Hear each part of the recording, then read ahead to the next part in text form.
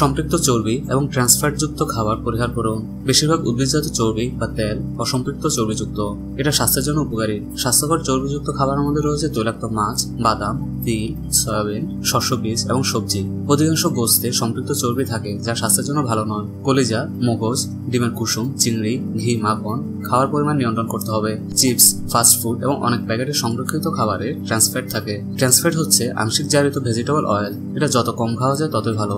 বিভিন্ন ফল, সবজি, ওট, যব, ভুট্টা ইত্যাদি খাবারে থাকে প্রচুর আঁশ। আঁশযুক্ত খাবার রক্তে কোলেস্টেরল কমানোর জন্য বিশেষ উপকারী।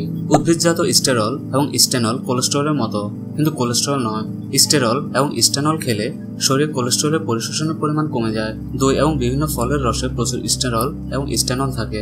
কোন ধরনের খাবার আপনার কোলেস্টেরল কমাতে সাহায্য করছে তা আপনাকে নির্ধারণ করতে হবে, কারণ একজন যেসব খাবারে কোলেস্টেরলের মাত্রা কমাতে পারবেন, অন্য একজন সেই ধরনের খাবারের উপকার নাও পেতে পারেন। সাধারণত খাদ্য নিয়ন্ত্রণের মাধ্যমে রক্তে কোলেস্টেরলের পরিমাণ 25% পর্যন্ত কমানো সম্ভব। সঠিক খাবার নির্বাচন কোলেস্টেরল কমানোর জন্য একটি সহজ এবং কার্যকরী উপায়, তবে ব্যক্তিভেদে এর ফলাফল ভিন্ন হতে পারে। খাদ্য নিয়ন্ত্রণ করে কোলেস্টেরল না কমলে হতাশ হওয়ার কারণ নেই। খাদ্য নিয়ন্ত্রণ করে কোলেস্টেরল না কমলে হয়তো আপনার ওষুধ কম লাগবে, কিন্তু কোলেস্টেরল কমানোর চেষ্টায় খাদ্য নির্বাচনের ভূমিকা সবসময় গুরুত্বপূর্ণ।